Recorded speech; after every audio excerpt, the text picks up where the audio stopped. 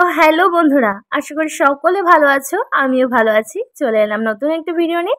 পাইলুবি blog চ্যানেলে নতুন ভিডিওর সাথে তোমাদেরকে জানাই অনেক অনেক অনেক শুভেচ্ছা। তো আমি দেখতে পাচ্ছি আমার ব্লগ ভিডিও আমার ভিউয়ার্সদের একদমই পছন্দ নয়, যার জন্য আমার ব্লগ ভিডিওগুলো কেউ দেখতে চাইছো না। তো চলে এলাম আবারও একটা মোটিভেশনাল ভিডিও নিয়ে। আমার ভিউয়ার্সরা যেরকম ভিডিও পছন্দ করে সেরকম ভিডিও নিয়ে আজও আমি চলে এলাম। তো চলো বেশি বকবক করবো না। যারা যারা নতুন বন্ধুরা আছো প্লিজ চ্যানেলটিকে সাবস্ক্রাইব করে নোটিফিকেশান বেল আইকনটি অল করে দাও, যাতে আমার সব নোটিফিকেশানগুলো তোমাদের কাছে জলদি পৌঁছে যেতে পারে। তো চলো এবার ভিডিওটা স্টার্ট করি। পৃথিবীতে কেউ কেউ এত ভাগ্যবান যে মানুষকে অনেক কষ্ট দিয়েও নিজে ভালোবাসা পায়, আর কেউ কেউ এত হতভাগা যে অনেক বেশি ভালোবেসেও বিনিময়ে শুধু কষ্ট পেতে হয়। উপকার করলে পিঠে ছাল থাকে না, অর্জুন গাছ তা বড় প্রমাণ। পশুকে পশু হওয়ার জন্য চেষ্টা করতে হয় না, কিন্তু মানুষকে মানুষ হওয়ার জন্য চেষ্টা করতে হয়। ব্যবসা যতই ছোট হোক তাতে নিজস্ব একটা স্বাধীনতা থাকে, কিন্তু চাকরি যত বড় হোক না কেন স্বাধীনতা বাধা থাকে অন্যের হাতে। পচা জিনিস থেকে আর পচা মানুষ থেকে দূরে থাকার চেষ্টা করবেন। পচা নিজে একা পচে না, সাথে আপনাকেও পচিয়ে ছাড়বে। জীবনে প্রথম কাপড়টা অন্যের হাতে পরতে হয় এবং শেষ কাপড়টাও পরতে হয় অন্যের হাতে। তাহলে এই পৃথিবীতে মানুষ কিসের এত অহংকার করে? কেউ ঠকাবে, কেউ মন ভেঙে দেবে, কেউ ভালোবাসা বন্ধ করে দেবে। কিছুই মনের মতো হবে না, খুবই খারাপ লাগবে। পরিস্থিতি নিয়ন্ত্রণের বাইরে চলে যাবে, কান্না আসবে, তবুও ভেঙে পড়া চলবে না। তবুও মানুষকে বলতে হবে ভালো আছি। আসলে ভালো থাকতে হয়। নিজেকে কম প্রকাশ করে নিজের মাঝেই নিজেকে গুটিয়ে রাখলে সবার কাছে কদর থাকে বেশি। যেমন ঝিনুকের মাঝে মুক্তা থাকে বলেই ঝিনুকের এত কদর। অল্প কথায় বোঝে যারা তারাই হলো জ্ঞানী। মূর্খরা তো তর্ক করে যতই শোনাও বাণী। ও দেখে যায় পালিয়ে, সেই তো স্বার্থপর। সুযোগ পেলে ক্ষতি করে আপন কিংবা পর। নিজেকে স্বার্থ পুঁজি করে মিষ্টি আলাপন, স্বার্থ সিদ্ধি হয়ে গেলে চেনে না তেমন। এমন মানুষ থাকলে পাশে একটু সচেতন, শত্রু নয় বন্ধুও নয়, থাকি যে যার মতন। সব কিছুই ক্ষণস্থায়ী, কোনো কিছুতেই খুব বেশি আসক্ত হইও না।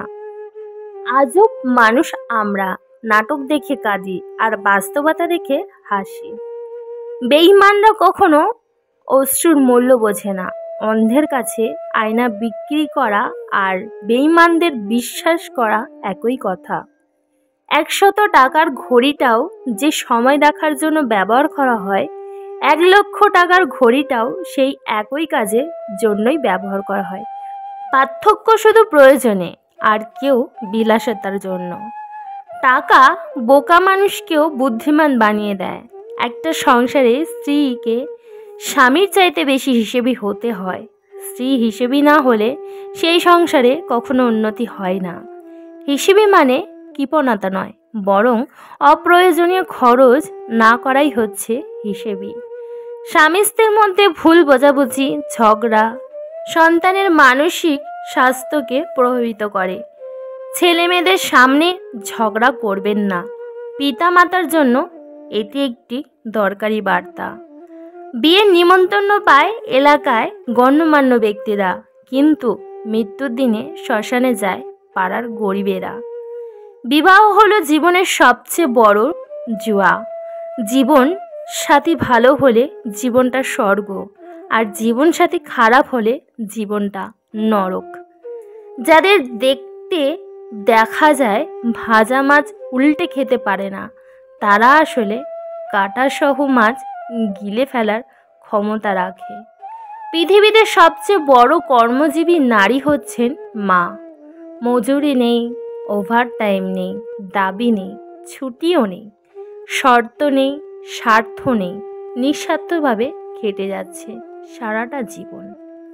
কোনো বন্ধু যখন বিপদে পড়বে, সে না ডাকলেও তাকে সাহায্য করো, কিন্তু সে যখন খুশিতে থাকবে সে না ডাকলে যেও না। নিজেকে সিদ্ধান্তগুলো নিজের অনুশোচনা করবেন না। নিজেকে বিশ্বাস করুন এবং নিজের প্রতি আস্থা রাখুন। পরিপূর্ণ সুখ বলতে কিছু নেই। জীবন মানে সুখ দুঃখের মিশ্রণ।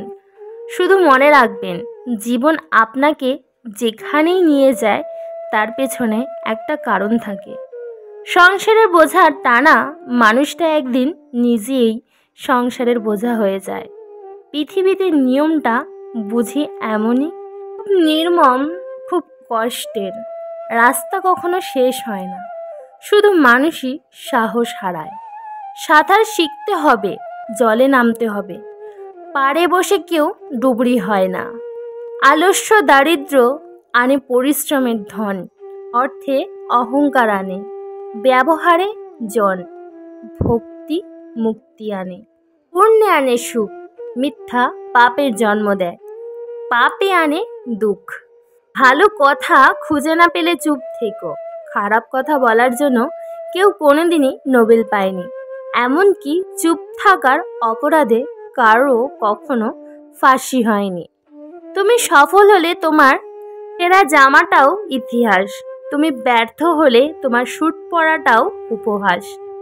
আমাদের জীবনে অতীত হলো বর্জ্য কাগজের মতো, বর্তমান হলো সংবাদপত্রের মতো, ভবিষ্যৎ হলো প্রশ্নপত্রের মতো। সুতরাং জীবনকে খুব যত্ন সহকারে পড়ো, নয়তো জীবন একদিন টিস্যু পেপারের পরিণত হবে। বেশি অহংকার করা উচিত নয়, কারণ ফুলের সৌরভ আর মানুষের গৌরব খুব বেশি দিন থাকে না। বিপদে ধৈর্য ধরো। দুনিয়ার সকল মানুষই যদি তোমাকে ঠকায়, তোমার কর্ম তোমাকে ঠকাবে না। তোমার সঠিক প্রতিফল তুমি পাবে, শুধু সময়ের অপেক্ষা।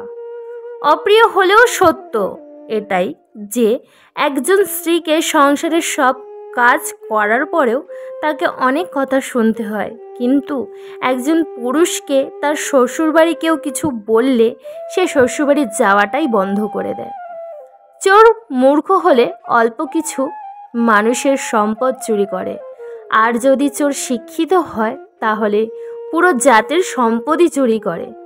কাউকে ঠকিয়ে বাড়তি কিছু পেয়ে আনন্দে আত্মহারা হওয়ার আগে নিজের ঠকার হিসাবটাও মাথায় রাখবেন।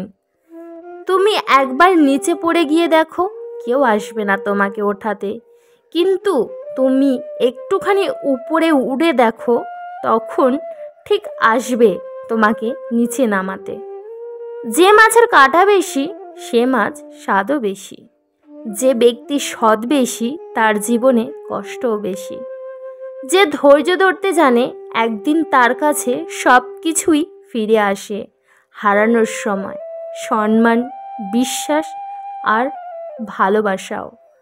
দরিদ্রের বাড়িতে ধনী গেলে দরিদ্র খুশি হয়, কিন্তু ধনীর বাড়িতে দরিদ্র গেলে ধনী বিরক্তি হয়। আত্মসম্মানের থেকে বড় আর কিছু নেই। কেউ তোমাকে একবারের জন্য ছোট করলেও তাকে চিনে রেখো এবং তার থেকে দূরে থেকো, কারণ প্রশ্রয় পেলে সে একই কাজ বারবার করবে। তো বন্ধুরা, আমার এই ভিডিওটা তোমাদের কেমন লাগলো তো অবশ্যই কমেন্টের মাধ্যমে জানাবে। ভিডিওটা ভালো লাগলে লাইক করবে এবং শেয়ার করো। তো এতক্ষণ সকলে আমার পাশে থাকার জন্য অনেক অনেক অনেক ভালোবাসা। তো চলো, টাটা, বাই বাই। সবাই ভালো থেকো, সুস্থ থেকো, নিজেদের খেয়াল রেখো, পরিবারের যত্ন নিও। টাটা।